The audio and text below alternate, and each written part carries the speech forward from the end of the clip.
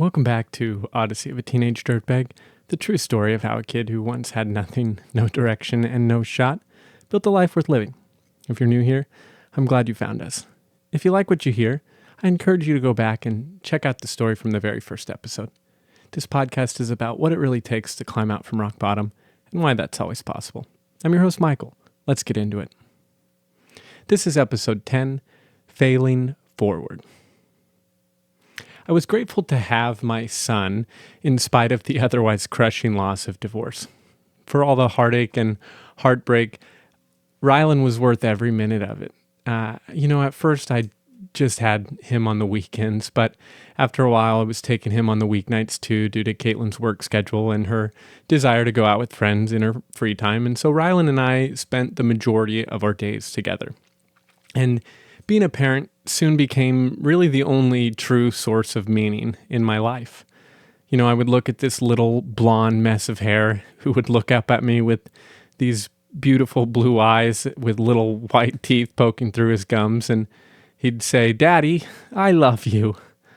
And he would just say it with such sincerity and with such belief in me as his support that I knew I had to do something different. I knew I had to change our lives somehow.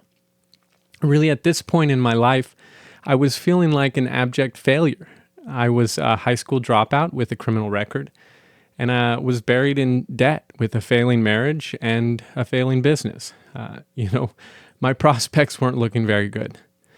If I could have traveled back in time to tell the little boy version of myself who I would have become, he wouldn't have believed me. I didn't grow up to become someone I was proud of. Rather, in my eyes, I'd become a loser and a burnout, and I couldn't take it. Everything I'd set my hands to, I'd failed at. I needed to prove to myself that I was more than my mistakes. I really had two options in front of me. I could try to keep my business afloat or start a new career, and I chose the latter.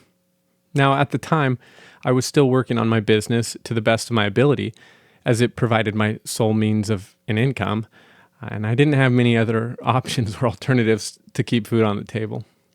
I had a few weekly routes that I kept working, where I would stop each week to do a property cleanup that consisted of mowing the customer's lawn and blowing off their driveway and, doing any necessary edging and trimming. The few customers I had left were kind to me. They surely saw my broken down equipment and had empathy for me. And so they let me work with tools that were imperfect and show up in a truck that was generally worse for wear. When I got to a job site, I would unload my truck and put in my headphones to work. And I had started a subscription to Audible, which was a small audiobook company at the time that would let me download one book a month to my phone. I would listen to a book while I worked. The first book I really purchased was Girl with the Dragon Tattoo. And I found myself totally captured. I was consumed each day as I dove into each chapter, just wrapped with what was going to happen next to Lisbeth or Mikael. For the first time, I had a healthy reprieve from the trauma that was my life. I read all 3 books quickly and moved on to other fiction books. I read all the Hunger Games books and Jurassic Park, The Lord of the Rings, and Wheel of Time. And it was just, I was totally caught up with each book. I would push my little lawnmower in clean little rows of straight lines and pass the time while secret worlds unfolded in front of my eyes. There was this totally compelling new world of story that I was invited to explore. I started looking at alternative career options while I kept on my landscape route. I asked around and chatted with family about where I was and how I was feeling. I talked to my mom, I talked to my siblings, I talked to my grandma, I talked to my extended family, and I talked to my friends. I talked to a variety of supports I had at the time. And they all knew I was going through hell and that my divorce was crushing my soul, that I was financially crippled from my record and my lack of an education. And they all had witnessed how hard I was working for a business that wasn't working for me. Each really had my best interest at heart. They would say, get an HVAC certificate. You can be out and working in 6 months. Or they'd say, sign up for a local apprenticeship with the Carpenters Union. Or just keep applying at Boeing. Once you get a factory job there, you are set for life. Or get an IT certificate at Bates or DeVry. I hear you can be done in under a year and you're out and making good money, And I would listen to each one of them in earnest, but none of their suggestions felt right to me. I had already been slugging away at manual labor for a while now, and I would see old guys on job sites, their backs hurting, knee braces on with beat up trucks, and little in the way of a retirement. There was always this one guy in particular that I would pass on my landscape routes in Maple Valley. I can't remember the name of his business now, but he was always cranking away on a lawnmower or raking up leaves, his silver hair a sign of how long he'd been at it, and his worn out equipment as a sign of how things were going. He just looked tired. And in a way, when I watched him, it was like staring into my own future. That old man was me if I stayed on the path I was on, still struggling in another 50 years. I just didn't want that to be me. Also, I wasn't sold on an easy fix either. I generally come to believe that what was easy and what was right were rarely the same thing. None of the proposed options of my family and friends interested me, and if I was going to commit myself to change at that point in my life, I wanted meaningful change. I wanted to do something that made my heart sing. I wanted to wake up passionate about whatever lay before me. Surely it would be hard work, but I wasn't afraid of hard work. I had learned to endure unquestionable suffering. And I learned that through application and discipline, most things were achievable. Like spinning a ball on my finger. I was committed to find more hard times if that's what it took to change my life. I remember the shock and disbelief and disappointment from my closest supporters when I'd announced my decision. I was going to try to go back to school to earn a degree to learn how to become a writer. Oh, honey, there aren't really jobs for that sort of thing. Oh, I have a friend who did that, and let me tell you, they're still looking for a job. High school was tough for you. Don't you think trades are a better path forward?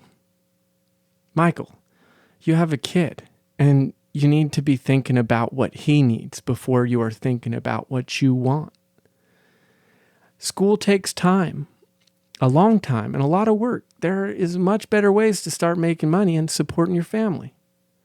Or, didn't I tell you about that IT program at Bates? They all meant well, and they weren't necessarily wrong. Everyone I spoke with truly had my best interests at heart. They had an image in their mind of who I was and what I was capable of. But the image in my mind of who I was and what I was capable of was so much bigger than theirs. At the end of the day, no one knows you as well as you know yourself. And no one is going to believe in you if you don't believe in yourself first. I knew I was capable of more, but they weren't wrong in trying to set my expectations low. You have to understand that I came from a very working class background, and all the people in my life were from blue collar backgrounds and jobs. My grandpa had only earned a 6th grade education. My dad never went to college. My mom only completed some community college classes when she was young, but never earned a degree. So the path I was trying to carve for myself was outside of the norm and challenged what was possible for people like me. So, against the advice of virtually everyone in my life, I started exploring options at the local community college.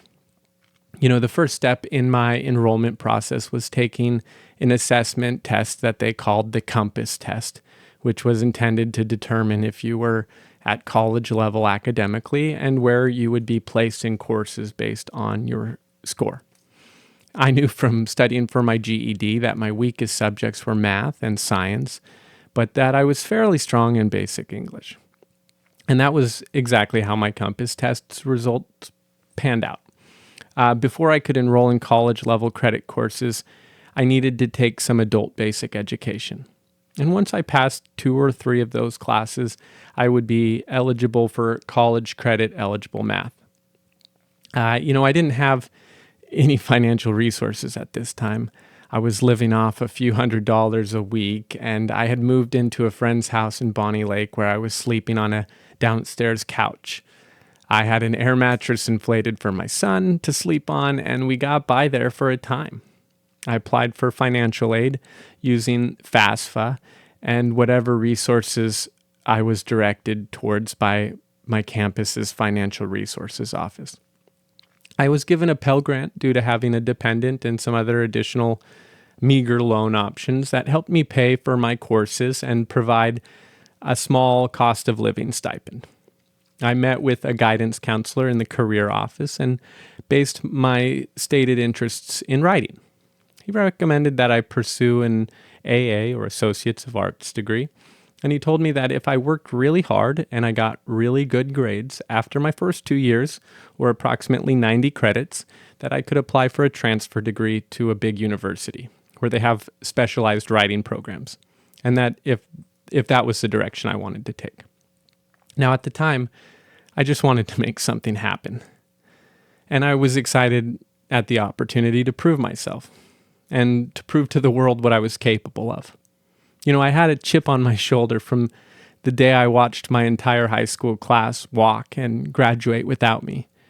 And the feeling of failure loomed over my head like a rain cloud, most of my early life. So I started working really hard in my adult basic education courses.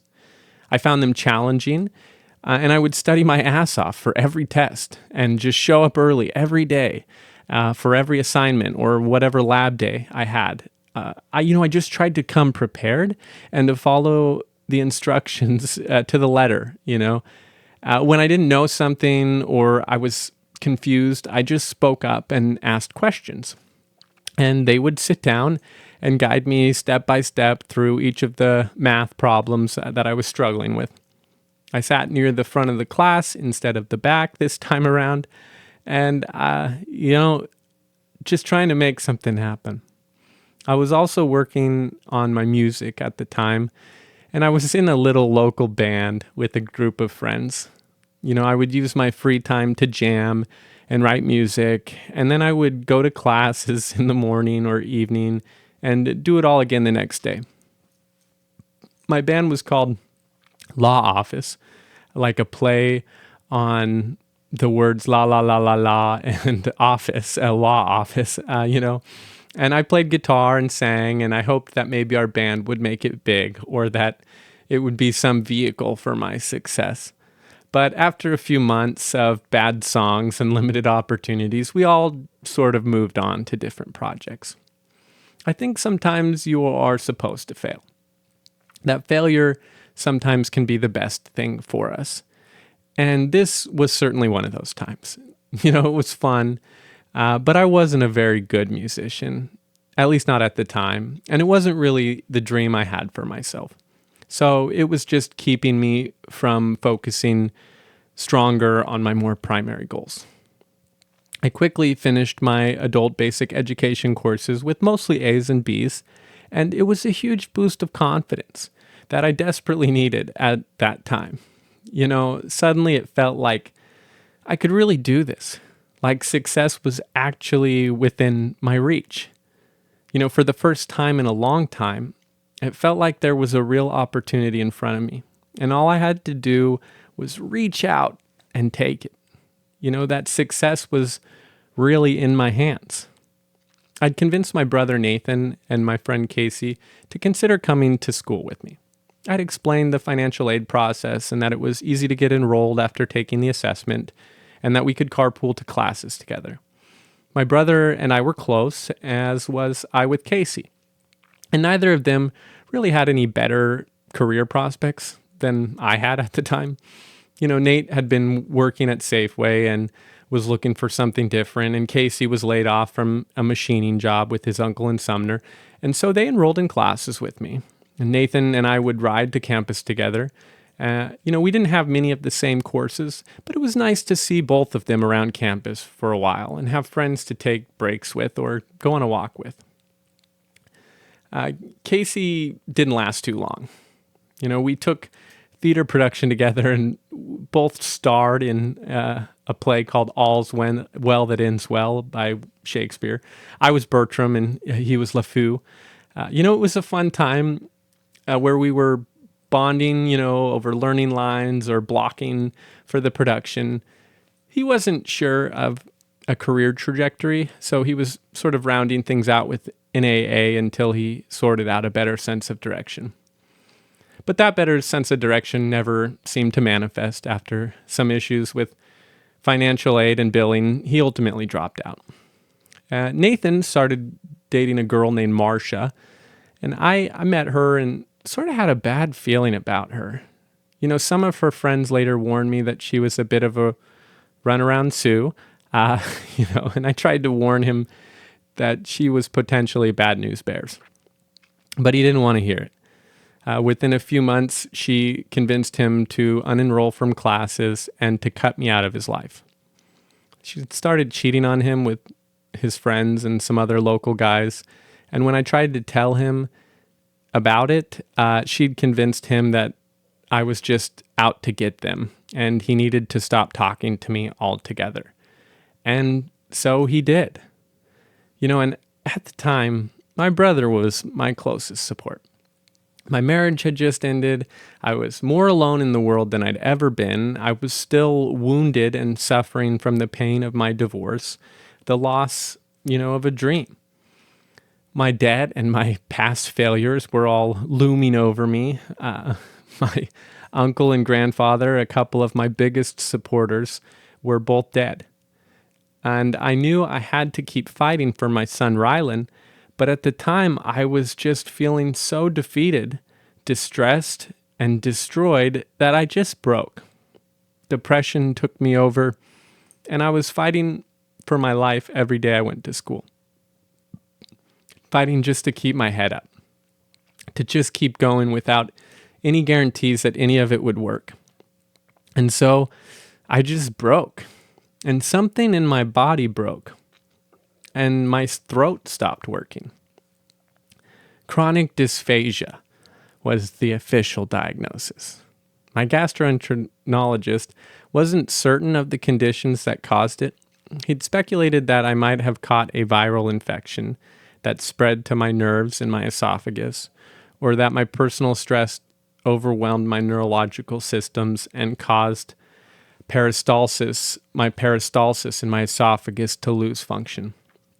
Peristalsis is like the wave function that allows swallowing to occur. And after several invasive tests and surgeries, we discovered that my peristalsis failed about 30% of the time. So every time my peristalsis failed, I would start to choke, whether it was food or water or even just spit. My life was turned completely upside down, and I hadn't planned for this. Suddenly, I could barely function. I would choke just trying to swallow a drink of water.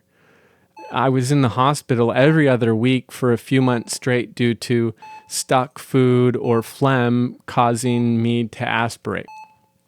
I was still making it to class, but it took all of my strength to get there every day. I had to get used to embarrassing myself in front of my peers with this constant clearing of my throat, where I would,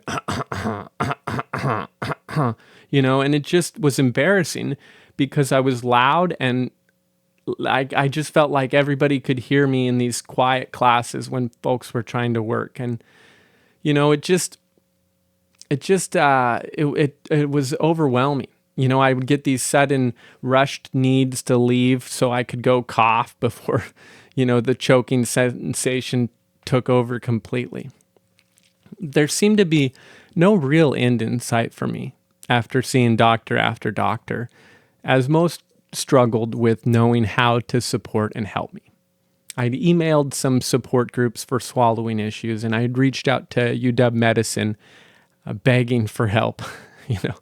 I'll never forget writing out how I thought I was going to die soon. And my son needed me, and I couldn't stand the outcome, and so I was begging for help. Ultimately, it was a random ER doctor during one of my hospital visits who saved my life. He had read a study about the efficacy of benzodiazepines with patients suffering from chronic dysphagia, and so he prescribed me lorazepam and suggested I follow up with my gastroenterologist if I had any success. And to my surprise, it worked miracles. My motility improved significantly, and overnight I had my life back. Meanwhile, I was still enrolled in all of my courses at community college and doing exceptionally well. All things considered. Rather than taking easy electives that my credit allotment had afforded me, I chose to take every opportunity to develop my writing and really broaden my growth through writing-related courses. I learned to navigate life with a disability through medication management, and it was getting easier with determination. I was quickly earning A's in each of my classes and 4.0s at the end of every quarter. One of my English professors, Alina Pitzer, had really seen my growth and promise and continued to encourage me to write. She introduced me to short fiction as a genre and nurtured in me a belief in my potential. There was a position available at the Writing Center on campus to serve as a writing tutor, and she encouraged me to apply. I did apply and ultimately interviewed with the Writing Center's director, Jamie Fitzgerald. And he saw some promise in my material, and given my background in teaching ESL in Mexico, he thought that I'd be a good fit for helping the diverse body of students who came through the center, many of whom were international. I enjoyed working at the Writing Center because it gave me an opportunity to share the tips and tricks I had learned in my classes to help somebody else achieve success in their lives. Most of the time, I would tutor them through writing a thesis statement or how to write a paragraph or a good 5-sentence paragraph. And I loved it because as I was teaching, I was also learning. It was this reciprocal process in that way. I was writing more in my free time too, and I think that the environment at the time just lent itself to creative expression. I'd written a few short stories and had the great fortune of publishing one of them in a paid opportunity with a small indie press called Flyleaf Journal. It's funny because when I originally had finished writing The Sound, which is the title of that story I had submitted, I had submitted it through a submission portal on Submittable that the journal had used, and it had an option to withdraw your submission. And I'd waited a few days after submitting it and decided, I think it needs more work, that I think I sent it in too early, and they're not going to care to see it as it is now. And so I had withdrew the submission. To my surprise, a few hours later, the editor called me and was like, hey, so we were just about to make you an offer of publication on your piece. Are you sure you don't want to reconsider the submission? I, of course, was elated and resubmitted my work, and they published it with some accompanying art a few months later. It felt like I was suddenly on my way. Around this time, I'd taken up hunting as well. It was something both my uncle and my grandpa loved dearly. As a child, I remember both of their houses adorned with taxidermy, paintings, and guns of deer, frolicking amongst the mountain landscape. They were just into the idea of being mountain men, generally, and would often sport furs and black powder rifles.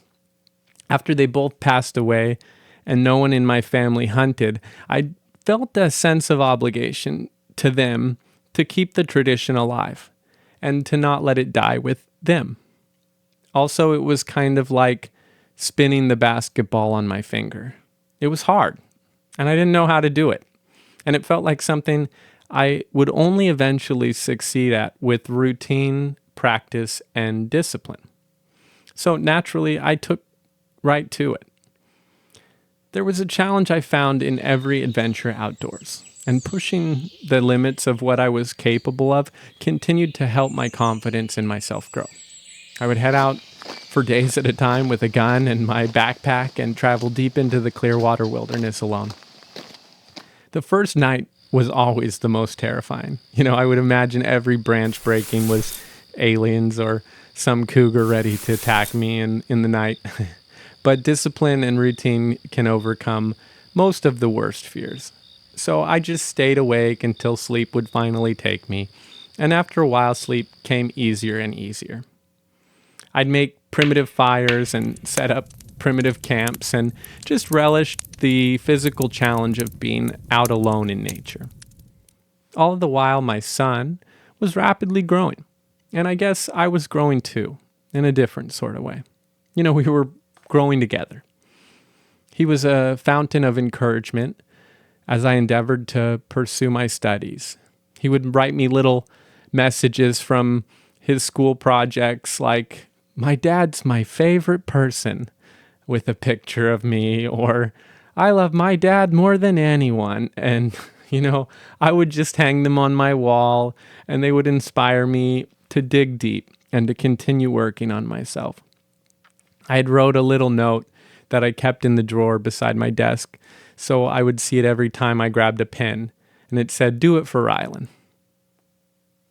And from success grows success, or at least I found that to be true for myself. Each little win, each small victory would develop in me a renewed resolve that I could do it. I just needed to keep pushing, and I could keep winning.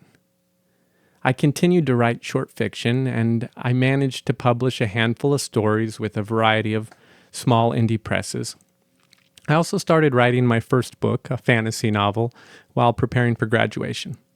I applied for a transfer to the University of Washington. I'd earned mostly A's in my studies for my AA, and so I was accepted without any reluctance into the bachelorette program there. Thanks for listening to Odyssey of a Teenage Dirtbag. Every episode is another piece of the story.